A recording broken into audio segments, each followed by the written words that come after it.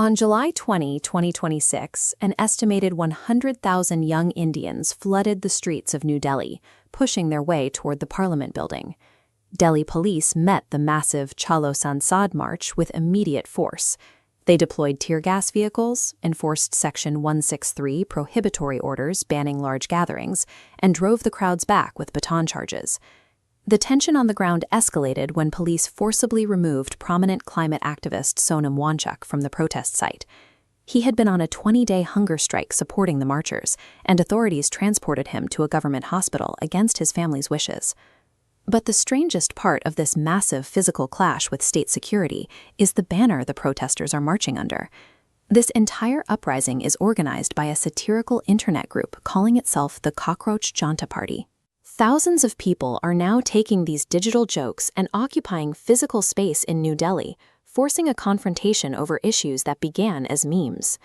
The trigger for this movement was pulled inside the Supreme Court.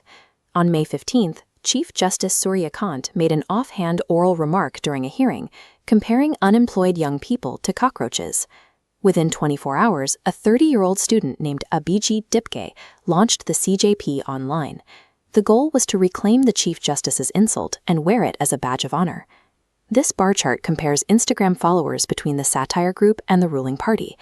Within a week, the Cockroach Janta Party's following spiked to over 22 million. That is more than double the audience of the BJP's main account. The party set intentionally absurd eligibility criteria. To join, you had to be unemployed, lazy, and chronically online.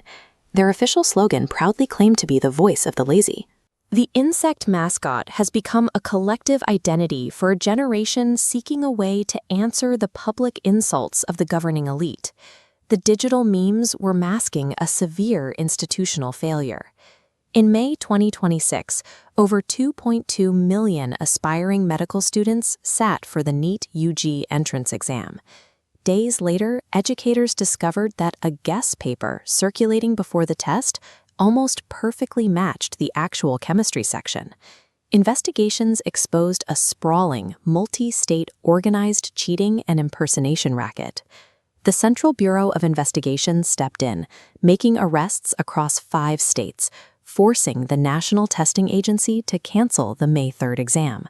For students holding these placards, the real betrayal is the repetition from 2024.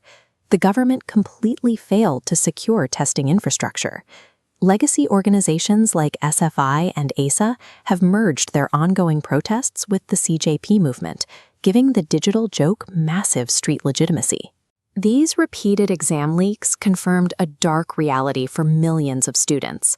Their years of intense studying hold zero value in an ecosystem rigged for those who can afford to buy stolen papers. While the medical exams collapsed, the Central Board of Secondary Education was engineering its own disaster.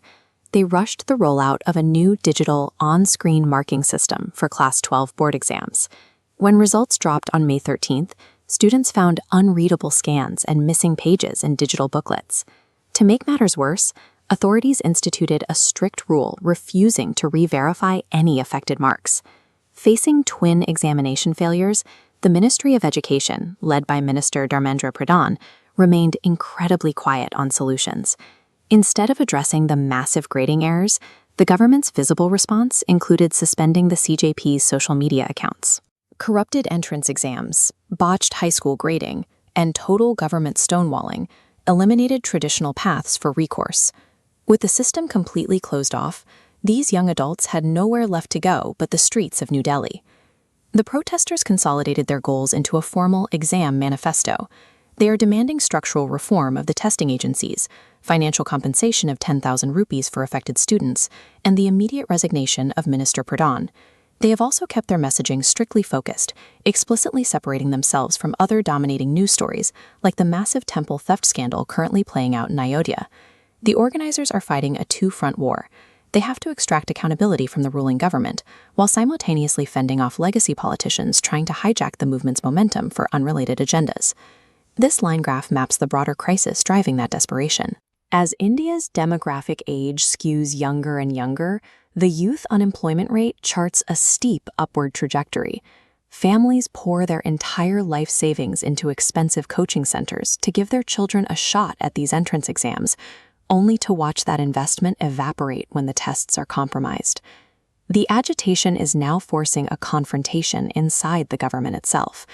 In the opening of the monsoon session, opposition leaders like Mallikarjun Kharge used their floor time to demand answers on the NEET leaks and the police response to the students.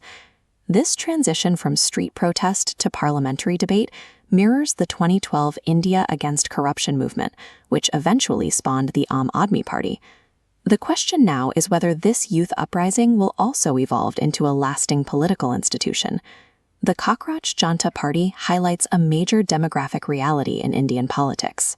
If the establishment continues to treat its massive youth population like pests, those young people possess the sheer numbers to infest, overwhelm, and ultimately paralyze the system until it breaks.